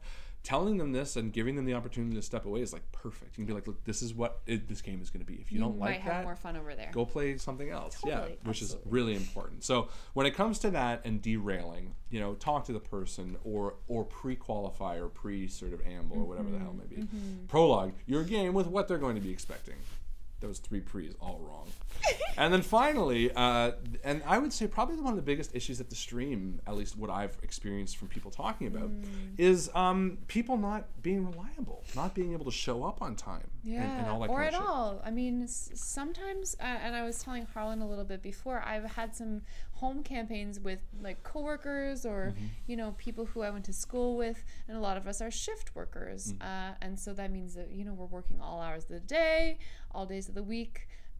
It's really hard to get everyone all together to sit down, and like you said, some people might have a habit of chronic tardiness. I think but the benefit to this, I gotta say, while it is probably one of the most common problems, I think it probably has one of the most varied solutions. Because we, being the Invictus stream, we've dealt with players not being able to play for weeks and weeks and weeks. And there are some really easy ways to combat this. One of the first and most obvious things. Tell them you're not their friend anymore. Just hate them. And just hate their guts. Light poop on fire on their front door, ring their doorbell, and run. Do that. Human poop, not dog poop. Your own feces. Has to be your own feces. Otherwise, they don't get the message that it's personal. So shit in a bag. Shit in a bag. Okay, we're not doing this. I just did. But sincerely, if they're not coming back, you can always write a character out. I mean, that's just one of the things you can do. Oh my god. I had the most fun doing this at a home campaign. Yeah. 2 characters simultaneously just couldn't come anymore, and I used their characters. They had actually the 2 of them gone off on their own like little side quest for the last 2 sessions, I believe, which was really awesome to split, I guess, the party in that way, to just kind of follow 2 people through a city and then follow 3 more people through a city. But they eventually ended up not being able to attend anymore, and I was like, we don't know what happened to them. And then eventually I used them as like a demonstration that like the guards of this town had caught them, and like this was the repercussions, and I executed their characters. Whoa, harsh. In front of the other PCs. Well, they didn't know. No, that's very neat. They weren't coming to session anymore. That's very neat, yeah. No. So I could dispose of their characters as I would. That's a very cool way. And it also helped me lend like evil cred to the bad guys in the campaign, right? Was to like take these characters that people really loved and had relationships with, and like hit them with lightning over and over for again. Sure. And that's an awesome way to incorporate them in the story to prove a point, for sure, or to badass a character. You can totally like the people going missing or people getting like stolen from your camp at night. Like, with missing up, cool with things. Writing out is very, very easy. We'll be doing it for Feng Shui. But also, one of the other solutions is trading off the character sheet. Maybe there's a player that can no longer play, but you want someone else to join your game. pass the character over. Give someone else an opportunity to step into their shoes and sort of try to understand where it is. You can also, I mean, look. You can do that for temporary absences too. Absolutely. Like if I'm going to trust Harlan to run my character during a session, which, yeah, maybe not. But I could totally pass him Leah's character sheet and be like, okay, you're Graham and Leah for this session because I can't be there right now. See how that worked out, right? If I did Leah. But yeah, absolutely. Pass over the character sheet. Let someone else sort of give a role to that. One of the best ways to do that as well, and I cannot sort of stress how important this is talking about it at the beginning. I mean, as Joe said, she was playing a campaign with shift workers, so this is something that they knew would come up. We didn't prepare adequately. But I mean, I would have. I'm a professor, and this is things I think about. But ultimately, I would have said, we're going to have issues with campaigning and timing. Is it okay if there's games where you're not included? And this is what we're doing with Chapters of the Undefeated. This game is intended to have all of the Invictus Stream members included in it, but Chris obviously is very busy right now.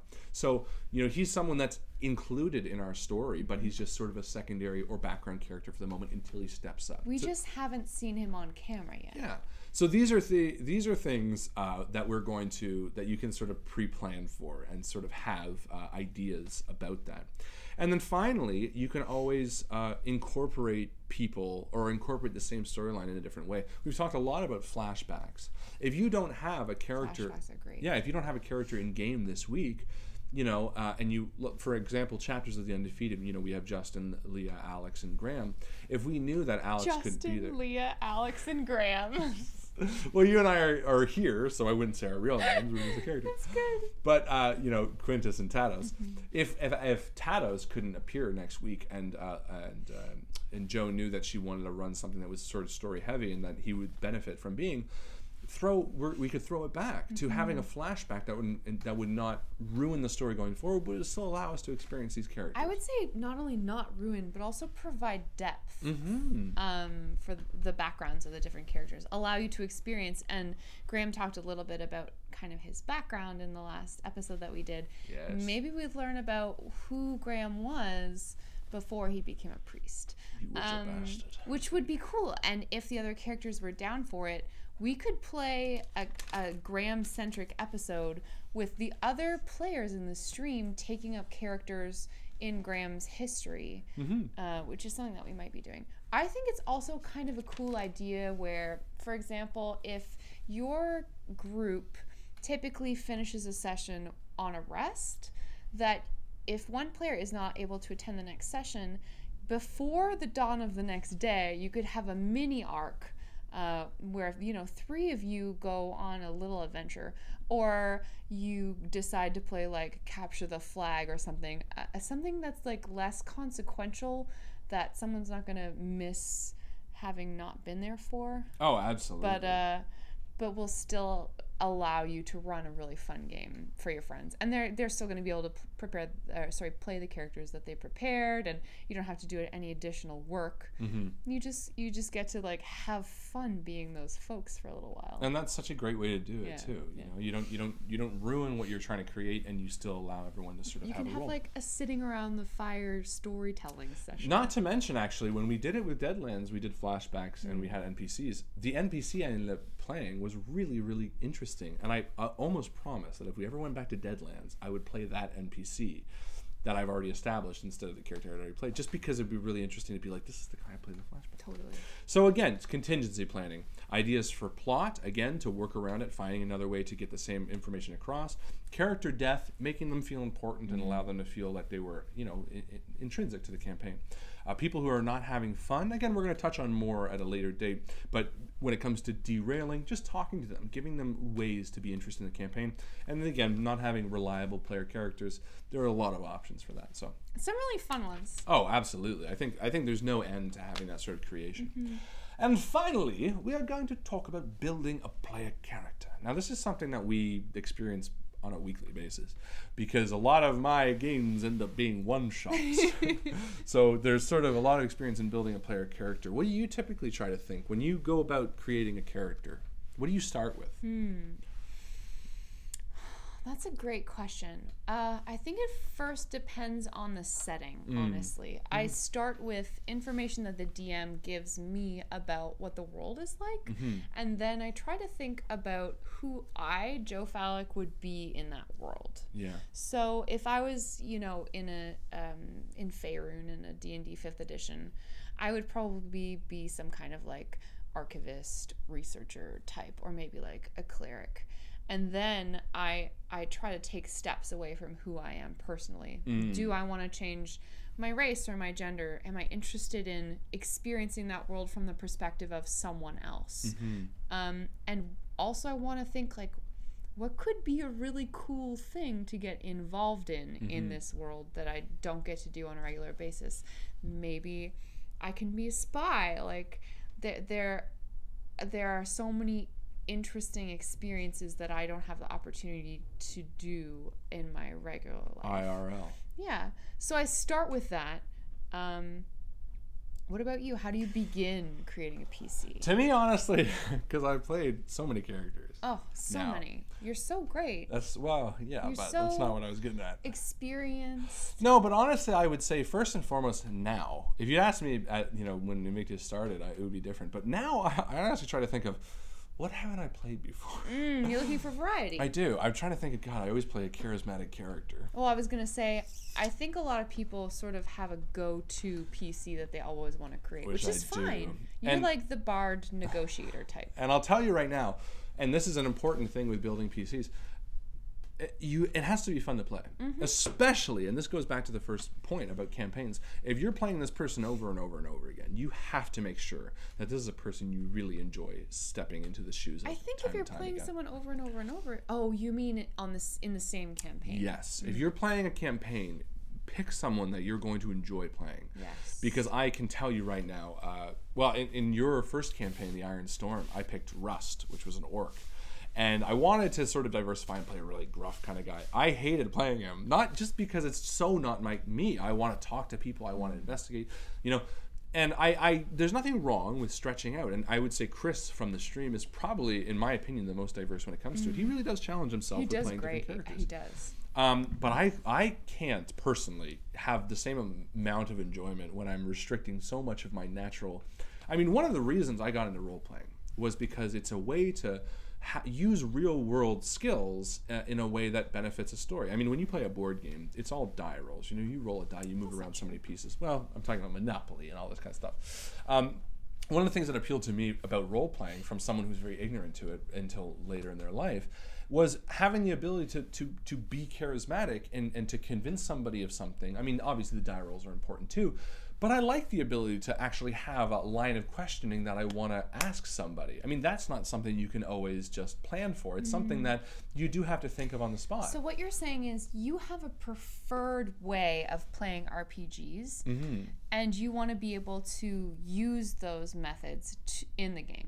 When I'm playing a long-standing character. When it comes to NPCs or one-shots, honestly, I think anything goes. I think that's great. That's just part of knowing who you are as a player, is that I'm not going to have fun unless I get to sneak or unless I get to like interrogate someone. Then obviously create characters that are going to be good at sneaking. Which is fair. I mean, as somebody who literally spends their life talking, I really like talking characters. I mean, I couldn't imagine playing a mute character for...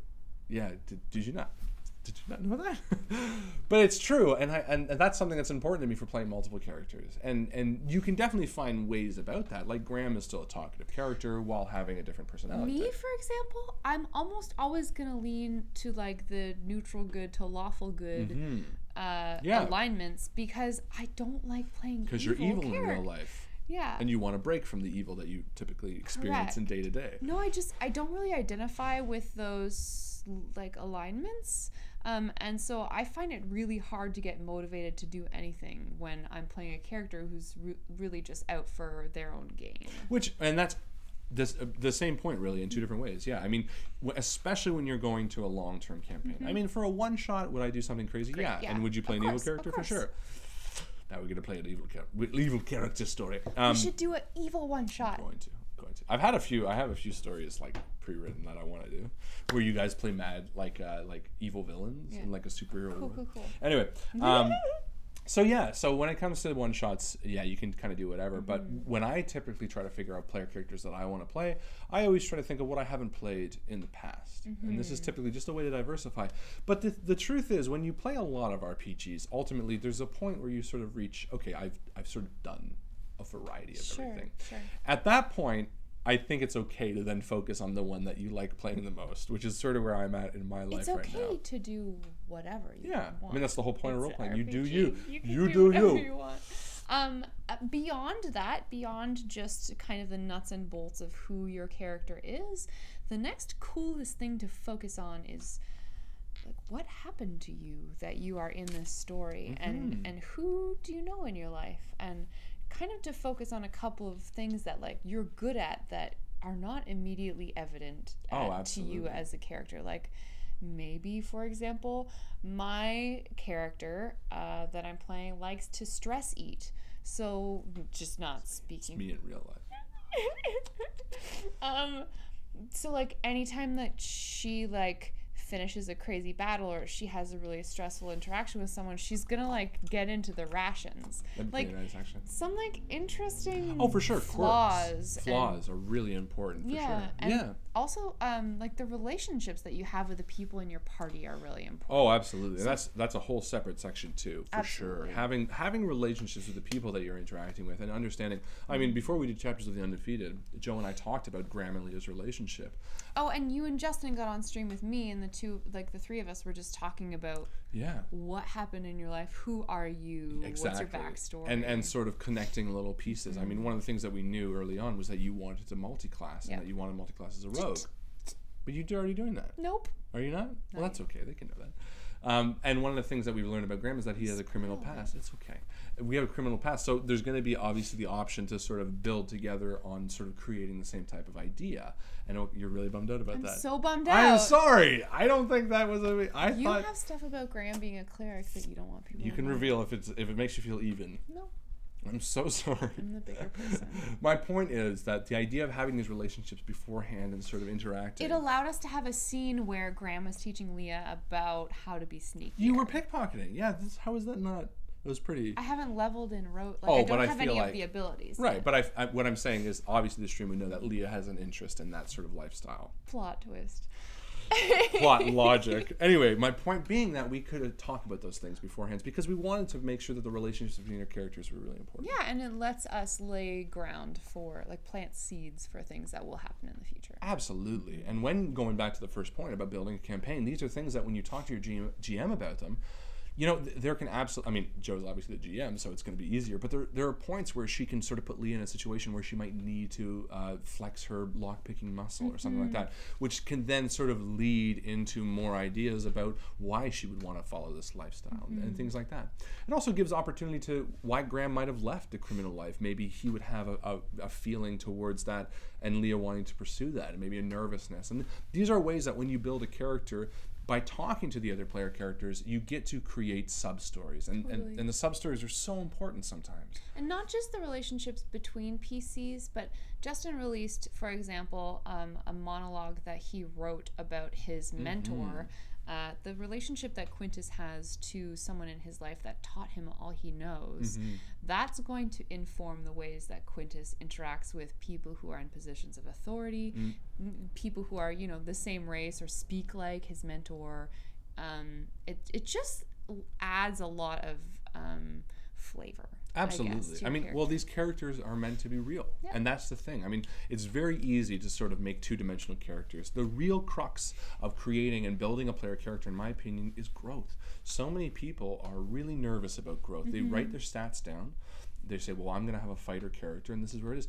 There's no limit to how diverse you can make a character. Even Rust, who I did not enjoy playing to an extent, had a whole backstory where he grew up in that prison and that he learned to like read, and that he, you know, there were things that I wanted to sort of infuse into his character to make him more than just a two-dimensional character. And this informs the idea of when your character dies, the stories that might be uncovered. It allows you to have a world building. It allows you to have moments in the future that you're planting seeds for. And all of these things are really about planting seeds. Yeah.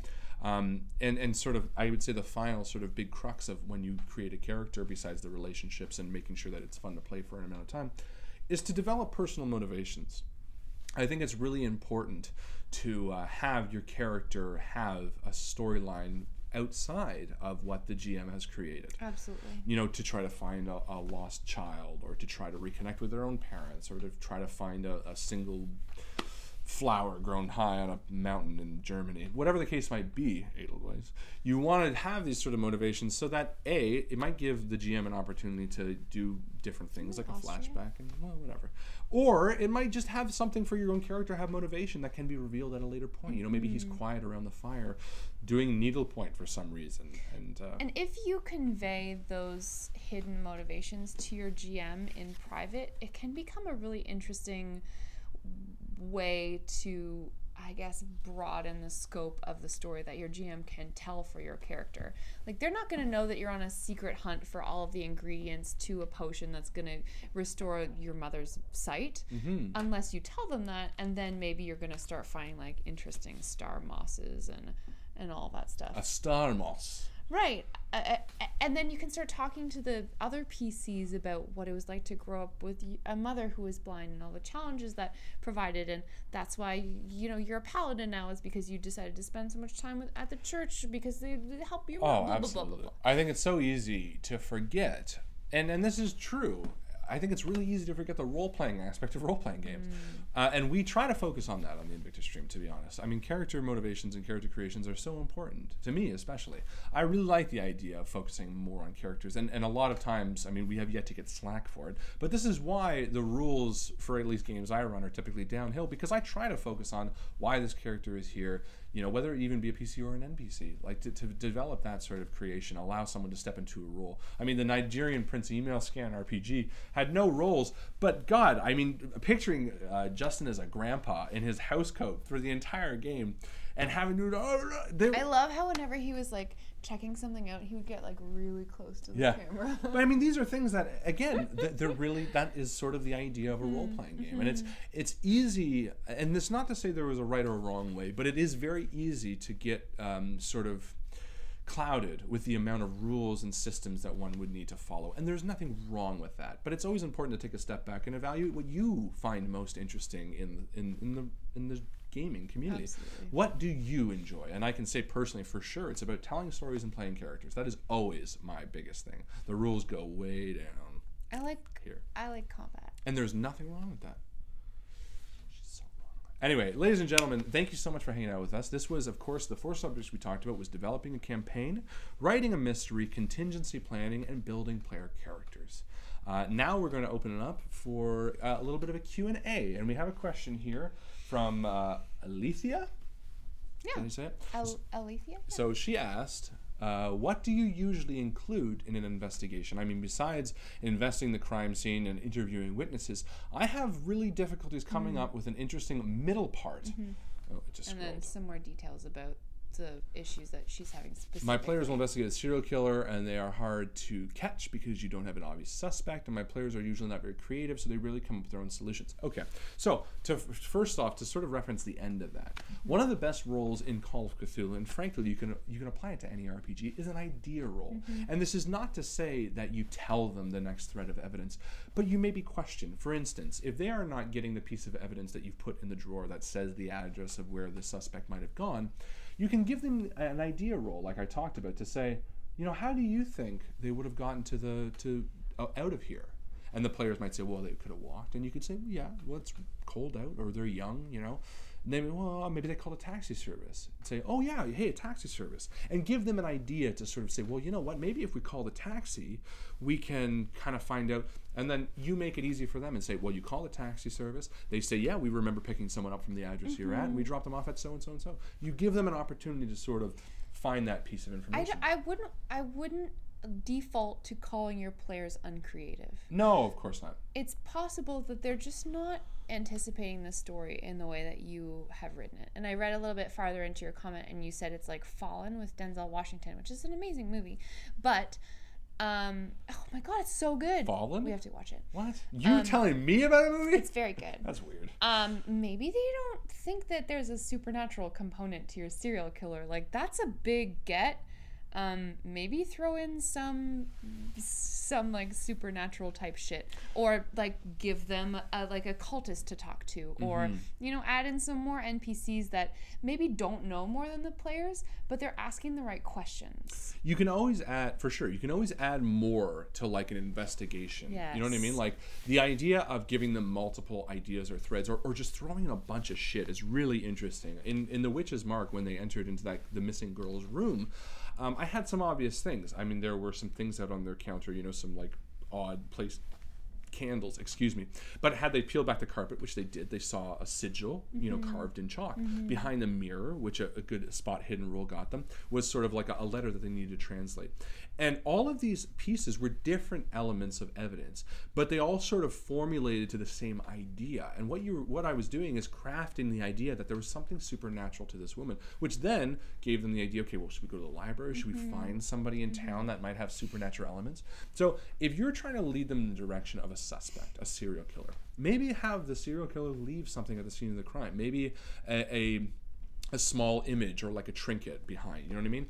And then if they don't know where to go with that, you can say, well, you know what? Why don't you ask a local, you know, or you can even say, you know of a local book dealer who deals with occult symbology and things of this sort of ilk, giving them the opportunity to sort of look in town at people who might have similar ideas and sort of show them their, you know, the sigil that they might find. Again, it gives you an opportunity to say, oh, you know, the person looks at this bizarrely and relates it to two other crimes that have happened previous to this encounter. So there are ways that you can sort of give them an opportunity. And this is your binder of what? The big binder of, what does that say? Curse of Strahd. Oh, Curse of Strahd. I read ahead, sorry That's to okay. bonk the microphone. I hope that didn't hurt Bonk. anybody's ears. I wanted to talk to Mike from Mike the Bassist about prepping pre-written adventure like Is that Curse his of question? Strahd. Yeah. Okay, we'll read it out. So I find it very difficult as a relatively new DM to digest and remember details of a campaign. Turning to pre-gens, ran the starter set with no problems, which is totally understandable. The starter kit is essentially written so that newbies to reading the pre-written content would feel taken care of and have their hands sort of held through it. Curse of Strahd is a sandbox adventure, and so prepping for Curse of Strahd is a very different animal than prepping for that starter set. Mike continues, I tried to wrap my head around the Curse of Strahd and it's completely overwhelming. Are there any tips to breaking down something seemingly massive into bite-sized chunks to help prepare? Thank you. Remembering that not everyone is as nerdy as you. Absolutely. So Who comes with a binder? It's like, let me just get my binder. So the first thing that I did when I wanted to run Curse of Strahd was I decided to read as much of the module as I could. It is a very long module. It runs like in the hundreds of pages, so it's not always a good use of your time to start at the beginning and read all the way to the end, because that's gonna like tack an extra couple of weeks onto your preparing to start the adventure. So I started doing that. I got kind of a sense for the world and the people who lived in the world, what Barovia was like, who the Fallaki are, what Barovians act like, where is Strahd, what are his goals, that sort of thing. And then I went to Reddit. There's a Reddit user called Pint-Sized Halfling or something along those lines, who has written an extensive Curse of Strahd guide, and it is organized by location. Wow. So I read all of that. Really, really easy to digest and commonly asked questions listed below in the comments, which you can peruse and find out what other people's characters have done in those locations. So you're kind of ready for curveballs that your players might throw at you. Which might be interesting too. It's really, really interesting. And I kind of want to run a pre-written adventure with Invictus for the same reason, because it's really fascinating to compare what one table of players does for sure versus another table how they of tackle players different with problems the same exact content, the same definitely. lines being spoken by NPCs, the same essential clues, that sort of thing. It's really fascinating. And then for myself, after I read that information, in order to prepare for each session, you start at Death House in the town of Barovia, and then you move through locations. You go potentially to the windmill where you meet some hags. You go to Fallak. For each new location that the characters were going to go to, I created a dramatis personae where I had a list of everybody that you could meet in that town, and what the important things are about those folks. So, for example, don't rip it. Oh, I ripped it. Chapter 3, Barovia, and it starts with like Mad Mary. I wrote, located at E3, her townhouse. She's nearly inconsolable, clutching a doll upstairs and wailing. She hid Gertruda, daughter, in the house for her whole life. Gertruda broke out a week ago and hasn't been seen since. She did like a Cliff's Blah, Notes blah, of blah, all blah, the blah. sort of So characters. who they are, where they are, and when, if they move throughout the town at different times of day, and then the important things. And then I've underlined specific notes about those people if they're going to direct you to do some work for them, if they have a quest for you to do. So, for example, there are Vistani that are going to direct the PCs to visit Madame Eva to have their fortunes read. I have that underlined because that's really important. Like Father Donovan and the vampire spawn, that's like something else that can lead to a segue about a conversation about Strahd. So for sure. If you package information about specific locations where the PCs are going to be, it's unlikely that they're going to just randomly travel somewhere where you're not prepared for. You have everyone who's going to be around. You can sort of deal with it on a piece-by-piece basis. And it took my characters like 3 episodes to deal with Barovia. So you prep the place, and then you're good to go for a couple of sessions. Well, and that's good stuff. And I think one of the big cruxes of this, coming from someone who's probably more similar a DM as Mike is to myself, probably based on the sound because that sounds overwhelming to me too. I'm so sorry. No. I didn't mean to overwhelm you. No. What I'm saying is, I think one of the really important things to think about when you're tackling stuff like this is to think about it in a different way. And I think, like, for my GM style, again, I'm much more loose. But there is a very strong sense of like pride and sort of excitement in thinking about it in a different way.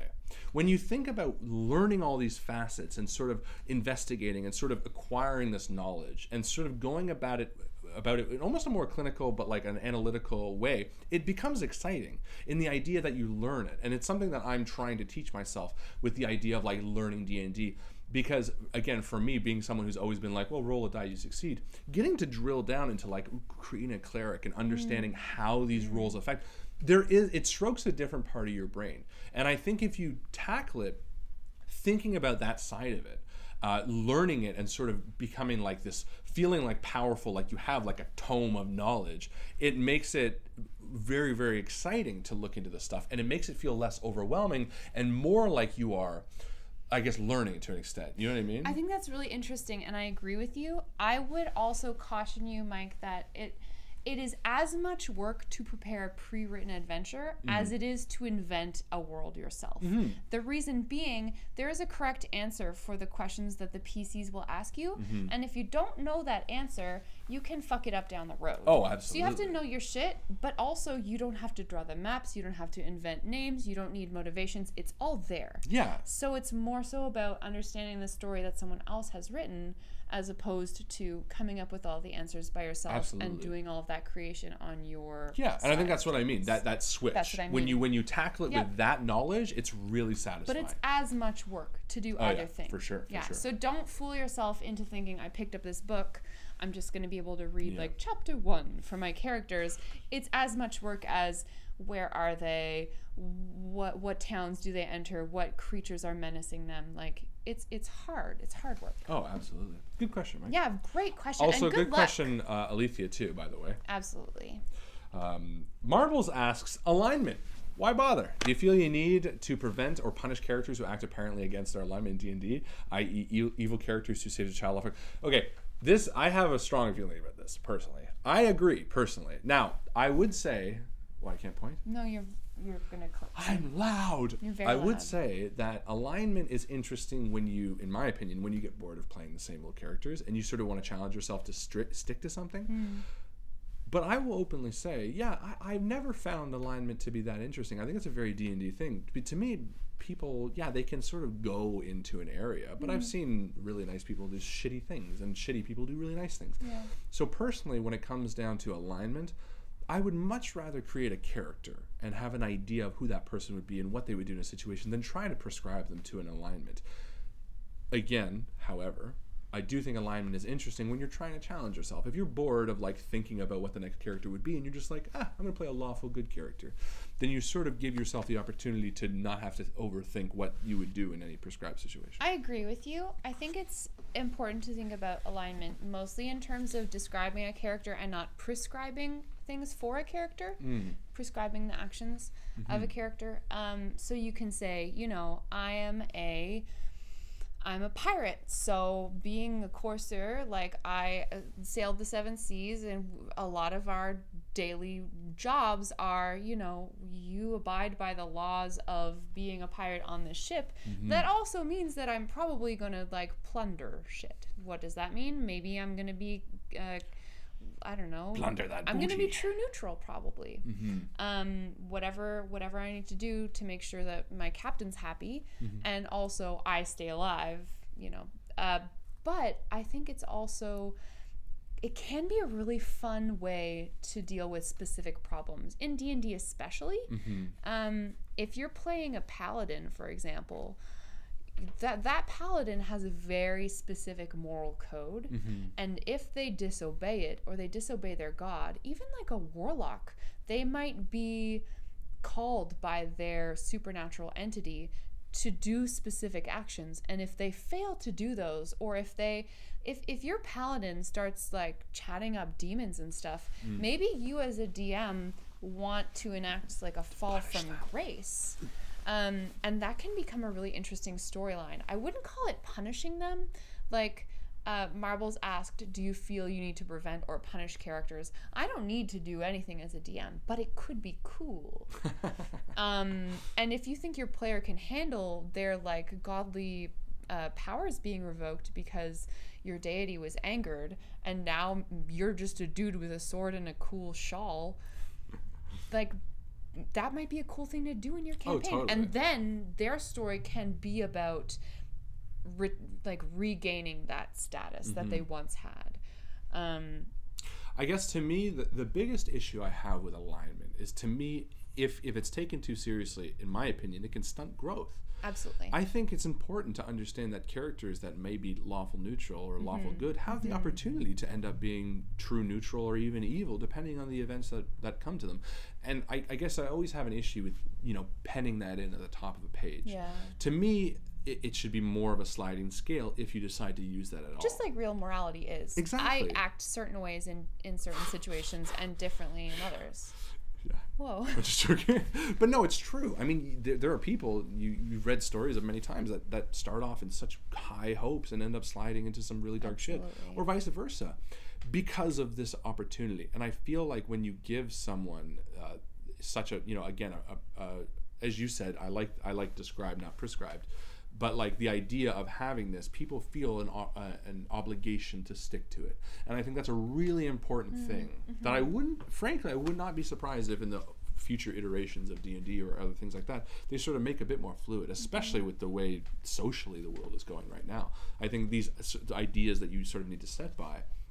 Again, and I like that too, but especially going back to the first idea of having a long campaign. You know, there is going to be shit that your characters have to deal with that is almost definitely going to change their feelings. And maybe if you as a DM or you as a character find that you as a player are finding that a specific character is not acting in line with who they claim to be in their alignment, or things change over the course of a campaign, your alignment can change too. Like you can just erase the thing on your character sheet and write Graham a will different most thing. definitely change alignment. And I have considered as a GM, like, reaching over and erasing someone's alignment for them and been Just like, on their no, actions. this is a chaotic evil act. Well, it's interesting because Jeff asks, he says, aren't alignment sort of restrictions useful for filtering out characters which are thought of derailing in mind? Yes. Well, see, I would say the opposite, because I would say derailing to me is very specific to, like, derailing. Like, it's usually a meta thing. And with Adventurers League, you're not allowed to play a character that is neutral evil or chaotic evil. Really? You cannot have a character with those, because it is so against the whole idea that Adventurers League has brought up. And I think that's a similar thing with Chapters of the Undefeated, is that we wouldn't necessarily have a chaotic evil character within the ranks of our factions. Unless he was a spy. Well, that's what I mean. It's kind of antithetical to the whole idea of what we're trying to build. True. I guess, to me, when it comes to things like that, like AL and even Chapters of Undefeated, fair enough. To me, that's where I get my gray area of, like, true role-playing. Because to me, the whole idea of role-playing is to be able to play any sort of character. Sure, but example, the chaotic evil drow who stabs and or steals everything, that kind of speaks back to your first campaign where you're talking about Chris being the character who steals all the gold from everybody, and how that wasn't really going to build a cohesive party narrative that everyone wanted to play. It can become less fun for the people who are involved. Definitely. No, absolutely. And that's what I mean. I don't have one way or the other, but it's definitely a gray area for me to try to understand sort of the benefits of role-playing and being able to be your own person and going from there. Or, sorry, yes, last question is by Michael and Brianna. Brianna wants to know, how do you add horror? I missed the rest of the question. Without being cliche or it becoming gornography. I'm assuming pornographic? Or gore? Oh, I guess gore. Porn. That's fair enough. Very good portmanteau. 1 point to Gryffindor. Yeah. Gryffindor? I'd say Ravenclaw. Ravenclaw? I feel it's Ravenclaw. Michael and Brianna, just let us know what house you belong to. I'd say Ravenclaw. And it's not 1 point, I'm sorry. That's 100 points. I cheated you out of 99 100 points to Gryffindor! How do you add horror without being cliche or becoming pornographic? Or gornographic, sorry. Gornographic, honestly, I don't find that big of an issue. Well, okay, I should state that I'm bad with this because I have a very high tolerance for all this kind of stuff. But I think gore, when used effectively, can be very good. This is just my personal feelings, because especially if you're trying to, I ran a campaign for TAG called The Waking Children, and one of the things was that, someone was attacked by a beast, and part of the description that required for the body to be sort of the way it was attacked, it required a sort of a gory scenario. This also sort of goes hand in hand with what people are comfortable with before you actually start the game, and talking about sort of trigger warnings and things like that, and being like, look, this is going to deal with a fair amount of stuff like that. But dealing more with the cliche horror element, I think one of the best things you can do, and this sort of encompasses all of cliche, is to utilize that idea of a cliche, but then spin it on its head. I think some of the best horror movies and horror stories aren't necessarily original in their idea, but they take an idea that's been done a million times and make it original. I think of, like, movies as an example, and there's a movie called Insidious, which I loved, and one of the great things about that movie is there's a family dealing with just this haunting in their house, and we've seen it time and time again, where the family has this house, it's being haunted, and the father is typically like, oh, we're not going to move, we bought this house.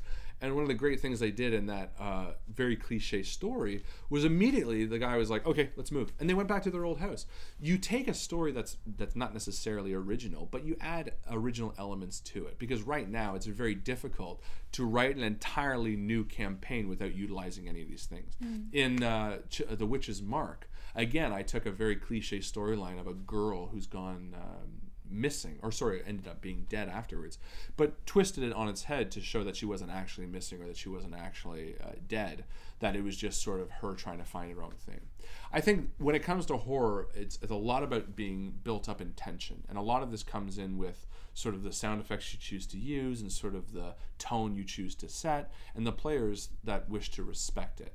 And I think you can build horror without being cliche in any matter of situations by just sort of accenting the movements you're doing. If you walk into the creepy abandoned house, and you walk down the hall and you go left, and there's a room with its door open, that's not very scary. But if you say you approach the building that it sits, stories above you as the graying sky is high above you. The door, listlessly swings open as you step into the wood. It creaks beneath your floorboards, and you smell the dampness in the air. You hear a shifting in the distance, which could be a rodent. These are things that you can just add to build tension. So when it comes to cliche, I suppose the storyline, you can add red herrings and elements to switch them on their heads, and just build in tension and tone to sort of encompass that element of horror. I just opened my Curse of Strahd notes to page 7, introduction, titled Marks of Horror. And because I'm not a fan of horror films, really, I do like reading horror literature. But I don't get it either. But the authors of this book give a lot of really interesting suggestions. Foreshadowing can be really powerful. Definitely, so I've done that many times. Before you meet a creature, you're going to see its footsteps, or you'll smell it coming, or you'll hear a noise. So it's not automatically like something just jumps out at you. Well, what we did big was, just to branch on that subject, is like, especially with the first Call of Cthulhu campaign, I incorporated a lot of dream sequences. So a game would typically start off with the characters having dreams about a very vague, like falling into an abyssal black, where the blackness sort of seeps into their mouth and fills their lungs to the point where their eyes are complete, and then they'll wake up, to sort of foreshadow elements of falling into like oil and things like that, just to sort of add that tension, so that when they're experiencing it, they go, oh, fuck, was this part of my dream? And then another thing which Harlan has also spoken to in this, what is this, Academy episode? Yes. Is the unknown, about how he will, when he is describing an encounter with a monster, not say like, oh, it's a vampire, but like describing the pallid skin, the fetid smell of blood, the sharp teeth. It's such an important thing, and I think if you think of any horror movie that you might have liked, I think most people would agree that the less they see of the creature is more effective usually the horror is. Certainly. And I think this goes to the same element of when you're playing an RPG, it's much more effective to describe the tentacles and the talons and the dripping saliva from its open agape mouth than to say, oh, you're fighting a werewolf or something like that. Exactly. And then also this book suggests that you can heighten fear by doing things like blowing out the torches of your characters with a sudden gust of wind. Yeah, that's good. Taking control out of their hands so that it feels like the world is stronger than they are. Yeah. Like without being cheap. Of course. Yeah. But like lighting and environmental things, the dreary lands with like, that it's raining or foggy. Like taking time to set the scene. Use one of these die. This is a weather die. Are they paying you? Yeah, no. It actually doesn't work very well. Hurricane, snow, hail. Look, I will. Okay, but it's blizzard. No. It's both tornado and blizzard. Do you see what I mean? Well, you do. There is no upside on this dice. The point is, it gives you two options. Oh, it could be rain or overcast. Exactly. Okay, I like that. But yeah, taking some time to like set the tone of the scene. After your characters wake up or when they enter a new environment. Taking 30 seconds to say, this is what you see, this is what you hear. Absolutely. I think it's really easy to forget scene setting, especially when you're doing campaign or if you're trying to barrel through information. What I typically try to do is any campaign I'm writing, at the beginning of my next episode or the beginning of my next scene, I'll just put in italics, describe setting, describe scene, describe weather, because we forget it so easily. Yep. And oftentimes your players can encourage it and be like, oh, what's the scene? But if you think about real life, I mean, how much your weather can affect you. If it's a rainy, miserable day, think of how much it affects your mood. Well, absolutely. That's a great point, actually. If you consider like what it feels like to walk, to do your commute on a rainy day versus absolutely. Imagine. Well, that's the thing. Imagine walking into an abandoned mansion where it's overcast, raining, and it's just pouring, and you can barely see past your own eyes, versus a bright and sunny day. I mean, even in that example, you can feel the difference of how you would feel walking up to that house. Don't ever forget how important that is when it comes to role playing, and that's why I know they're minor, but things like this where you're rolling a die before each scene, I mean, they're silly, but more importantly, it's a reminder to make sure you're being present. We forget those present things so important, so easily. It's the same with like bringing in your, you know, what you're carrying into a weapon, or what you're carrying into a shop, or whatever the heck you might be carrying. You know, these minor incidentals. The more you roleplay, the more you realize how important they are. Like with End of the World, every time we play that, I remember how important it is to know what you have on you, because you use that. You're like, oh, I got a lighter in my pocket, I got a coin in my pocket. Okay, I got my phone. These are things that are so important, and they shouldn't be forgotten in any way, shape, or form. Well, perfect. I think that covers the Q&A section. I don't see any more questions. So, ladies and gentlemen, thank you. Students, I should say. Thank you so much for joining Dr. Joe Fallak and Professor Harlan Guthrie for this episode of the INVICTUS RPG Academy. I hope it has been informative and relatively entertaining. Don't forget to turn in your homework before you leave class. Yes, please. And any apples I will not eat, because I had a razor blade once. It was very deadly. Woof. But please, I hope you enjoyed this video. If you are watching this either post or during, please like the video. And feel free to comment with any future questions or ideas for episodes that you would like to see or hear. We're more than happy to continue doing these at a later point. Also, very important, tonight at 9 o'clock Eastern Standard Time. Speaking of horror, we are going to be doing a spooky stream for a game called Doki Doki Literature Club. Joe and I will be experiencing the horrors of what it offers. I'm already scared. So 6 hours from now, right back here, same Invictus time. Same Invictus channel. Same Invictus channel. Michael and Brianna left their homework at home. Oh my god. Did your dog eat it? But yes, thank you so much for hanging out. I hope you have a fantastic evening. We will see you later tonight for Spooks. And as my good friend Joe always likes to say, do your readings. Do your readings. Have a good afternoon, everyone. Bye. Bye.